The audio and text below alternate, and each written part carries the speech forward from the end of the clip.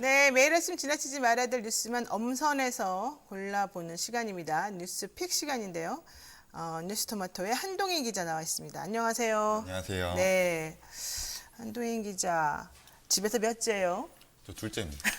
삼형제 중에 둘째입니다. 몇 명? 삼형제. 아, 그럼 여자 형제는 없어요? 네, 없습니다. 그러면 둘째는 어때? 찬밥이에요? 뭐 좀 엄마가 사랑하는 아들이에요, 뭐요? 아니, 엄마가 보고 있어서 말 못하겠네. 아, 엄마가 이것도 보고 계세요? 네. 아, 또 내가 또 잘해드려야 되겠네. 어머니, 제가 잘하겠습니다. 네, 좋아요. 오늘 그러면은 어머니를 생각해서 놀리는 건 패스하고 시작하겠습니다. 자, 위드 코로나 대비 백신 패스 제도를 도입하겠다. 이런 얘기가 지금 나왔어요? 예, 그렇습니다. 위드 코로나로 불리는 이제 단계적 일상 회복 국면으로 들어가게 되면은 백신 미접종자에 대해서는 다중 이용 시설의 이용이 제한이 될 것으로 보입니다. 현재 미접종자는 코로나19가 확진이 됐을 때 중증화율이나 치명률이 높습니다. 그래서 네. 이런 사람들에 대한 그 확산 유행을 차단시키는 것이 중요하기 때문에 이제 백신 패스를 도입하냐 마냐 이 부분이 논의가 되고 있습니다. 대신에 이제 현재까지 백신 접종 대상이 되지 못했던 저연령층이나 학생층에 네. 대해서는 예외를 두는 방식으로 이제 조정이 될 가능성이 있고요. 외국의 경우에는 접종 완료자만 대상으로 하는 건 아닙니다. 그래서 미접종자에 대해서도 음성 확인서를 받으면은 24시간에서 최대 72시간까지 이제 백신 패스를 받을 수 있게 하고 있고요. 네. 그리고 현재 지금 네이버나 카카오톡 등을 통해서 저희가 백신 접종 확인을 하고 있는데 이 부분도 추가적으로 뭐 운전면허증이나 주민등록증에 백신 확인 스티커를 붙여서 확인하는 방법이나 아니면 또 더 추가적인 방법을 또 고려를 하고 있다고 합니다. 현재로서는 사회적 거리두기가 이제 내일 거리두기 조정안이 발표가 되는데 2주 정도 다시 연장될 것으로 보입니다. 보통 이제 스마트폰에 뭐 네이버나 다음이나 뭐 카톡이나 이거 보면은 백신 완료했는지 안 했는지 접종 정보가 뜨잖아요. 네. 그래서 젊은 사람들은 그거 가지고 딱 하면 되는데 이제 어르신들 잘 못하는 분들이 있으니까 배지를 나눠준다는 거예요. 네. 백신 다 맞았다. 예.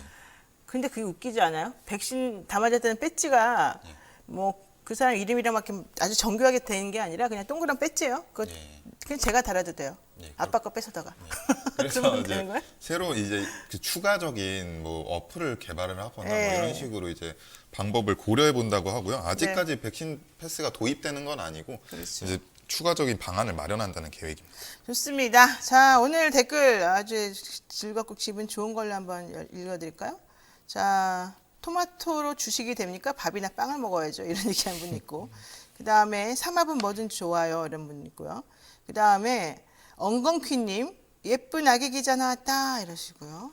예쁜 아기 기자? 참, 그런가요? 예. 네, 최수진님은 국민사위 굳히기 크크크 이렇게 나오셨습니다. 아, 우리 또 한 기자님 또 이렇게 팬들이 많으시네요. 자, 두 번째 이슈 한번 보겠습니다. 이건 좀 심각한 이슈여서 제가 조금 약간 오두방정 떨었어요. 자, 봅시다. 윤석열 후보, 윤석열 검찰총장 재직 시절에 장모와 관련된 대응 문건이 예전에 한번 나온 게 있었어요. 대검에서 만든.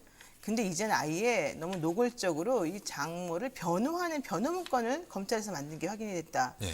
이거 어떻게 된 거죠? 그러니까 변호문건 지난해 3월에 윤석열 전 검찰총장이 재직하던 지난해 3월에 대검찰청이 그러니까 잔고증명서 위조 사건이 있는데 이 부분에 대해서 최 씨는 이제 장모는 무죄다 네. 이런 논리를 펴는 그 대응 문건을 작성을 한 것으로 확인이 됐습니다. 그래서 결국에는 총장 가족의 개인적 사건에 대해서 대검이 조직적으로 동원돼서 변호 활동을 한 것 아니냐 이런 비판이 나오고 있습니다. 그래서 이 문건을 보면 A4 용지 3쪽 분량인데요. 도촌동 부동산 사건 관련된 내용입니다. 지난번에 이제 4가지 범죄 지난번에, 예. 사실을 적시를 하면서 그 대응 문건을 만들었었는데 근데 그거랑은 이제 별개고요. 이 사건에 대해서 변호 취지로 작성을 한 내용입니다. 그래서 도촌동 부동산 사건은 이게 2013년에 경기 성남 도촌동 땅 16만 평 개발 사업에 관여를 했고 이제 허위로 347억 원대의 은행 잔고증명서를 만들어서 차익 50억 원을 챙긴 것입니다. 그러니까 이제 대검이 이제 문건을 만들면서 관련 사건 내용을 명시를 하고 이제 동업자인 안모 씨의 사기 행각과 그리고 장모가 허위 잔고에 대해서 인정을 했다 이런 부분 등을 이제 적시를 하면서 이제 대검 차원에서 변호하는 이런 문건을 만든 것입니다. 아니 근데 검찰은 원래 잘못한 사람 데려다가 수사를 일단 해보고 피의자라는 이름으로 수사를 해보고 그리고 실질적으로 범죄 혐의가 인정이 되면 그 사람을 처벌할 수 있도록 해달라라고 재판을 청구하는 그런 기관이잖아요. 예. 그런데 검찰총장의 장모라는 이유로 검찰이 아예 검찰 논리를 망가뜨리는 그런 변호 논란을 빚고 있다는 것 자체가 예. 일반 변호사들이 할 일이 지금 검찰이 대신해서 이 사람을 위해서 특정하게 해주고 있는 거잖아요. 예. 이거 정말 무슨 개인 로펌도 아니고 이게 말이 되는 겁니까 도대체가? 그리고 그러니까 피해자라고 막 그랬잖아요, 이 사람을. 당시에 윤석열 검찰총장이 저희 수사 상황에 대해서 일체 보고하지 말라고 했는데 네. 이 부분을 이제 검찰이 실제로 작성을 하고 있었던 겁니다. 그러면 검찰총장 말을 안 들었다는 거예요? 검찰총장은 독야청청 푸르는데? 그래서 겉으로는 이렇게 말해놓고 뭐 네. 어떤 일이 있었는지는 모르겠지만 뭐 대검 차원에서 움직인 건 확실한 거죠. 그러니까 이게 말이 되냐고요. 말이 안 이 되죠. 국가의 공무원들이 앉아가지고 범죄자 잡으라니까 범죄자를 위해서 변호 문건을 만들었다는 게 말이 안 되고 그러면 이런 게 나오면 정말 부끄러워야 될 일인데 검찰 조직을 아주 그냥 개인 로펌으로 만들어서 사유화시킨 거 아닙니까? 근데 본인은 여기에 대해서 전혀 책임이 없다. 난 모른다. 예. 그냥 과잉 충성이다. 이렇게 지금 변명하는 건가요? 예, 그렇습니다. 그래서 결국 민주당에서도 이게 사실 자진 사퇴가 아니라 탄핵 소추 사유였다. 그럼 이건 탄핵이죠, 탄핵. 예, 이런 얘기를 하고 있습니다. 근데 저는 정말 이해가 안 가는 게 이게 있을 수가 없는 일이거든요. 여기서는요, 장모가 안모라고 하는 사람으로부터 사기 피해를 당했다는 게 요점이에요. 이 네. 문건은. 장모가 사기를 친 사람이 아니라. 예. 이게 말이 되는 건지. 검찰도 그래서 전문 사기범이라고 이제 문서에 그러니까요. 적시를 해놨습니다. 참네요. 어이가 없네요, 정말. 이거는 정말 저 욕먹어도 되고요. 다 고소해도 되는데 이게 말이 되는 건지 검찰 관계자들 윤석열 전 총장님 이러시면 안 됩니다. 그리고 이런 거 너무 뻔뻔하게 모렴치한 행동하지 마십시오. 본인이 몰랐다는 식으로 말하지도 마시고요. 부끄러운 줄 아셔야 됩니다. 이런 거 나온 건. 실제 어떤 문건인지 그 문건의 성질이 물론 밝혀지지 않아서 내가 여기까지만 합니다. 정말 제대로 밝혀지면 제가 더 세게 말할 거예요. 아주 알고 있는 모든 것을 통틀어서. 이러다 또 나 형사사건 못하는 거 아니야? 걱정인데. 어쨌든 간에 그러면 안 됩니다. 권력 사유와 검찰권 남용 안 됩니다. 탄핵 수치 사유입니다. 자, 여기까지 하고요. 자, 세 번째 이슈 한번 볼까요? 이게 지금 요즘 문제가 되고 있는 이 화천대유 사건. 법조 카르텔 정말 장난 아니다. 이거 나오지 않습니까? 예, 그렇습니다. 네, 어떻습니까? 그러니까 윤석열 전 검찰총장 부친이 2년 전에 화천대유 대주주인 김만배 씨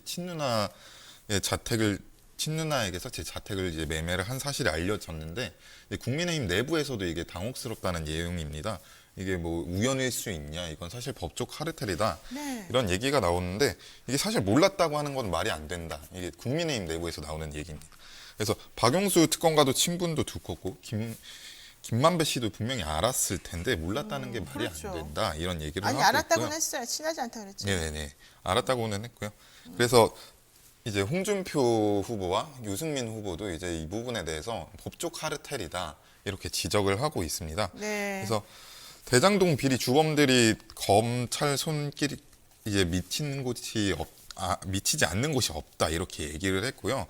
그러니까 이제 윤석열 전 검찰총장을 사실상 겨냥하면서 썩어 문드러진 대한민국의 법조 부패 카르텔이 특검 아니고는 밝힐 수 없다 이렇게 얘기를 하고 있습니다.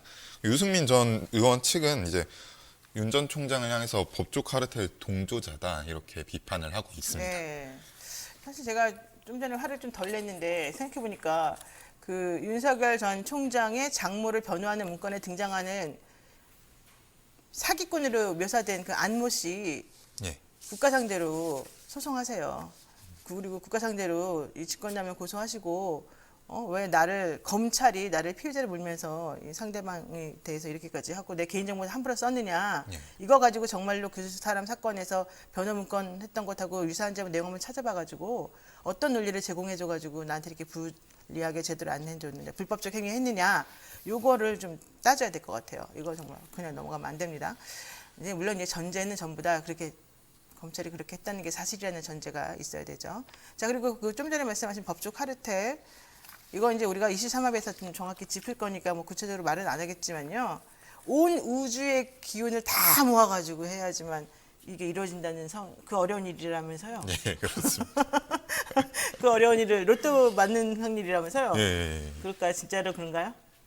몰랐다면 이제 몰랐다면 알았다면 뭐 그 뭐 뻔하겠지만. 그리고 사실 그 이제 김만배 씨 누나 그분이 이제 김명옥 씨. 예, 네. 연락을 한 게 윤석열 씨 가족이랑 연락을 직접적으로 했기 때문에 그렇죠. 예. 근데 뭐 중개사 통해서 모은 사람이고 전혀 몰랐고.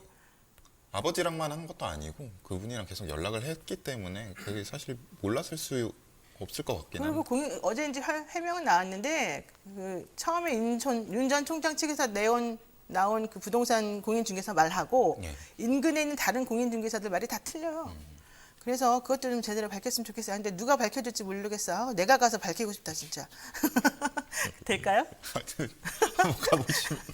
그렇게 무성하게 대답할 겁니까? 어이없다는 듯이? 좋습니다. 네, 기분 나빠서 오늘 한동희 기자랑 여기까지 말하겠습니다. 한동희 기자 많이 수고하셨습니다. 고맙습니다. 네. 네, 지금 여러분께서는요, 노영의 뉴스 인사이드 함께하고 계십니다. 방송 중간중간에 그리고 끝날 때쯤에 댓글 소개해드릴 테니까요. 많은 참여 부탁드리고요. 잠시만 기다려주세요.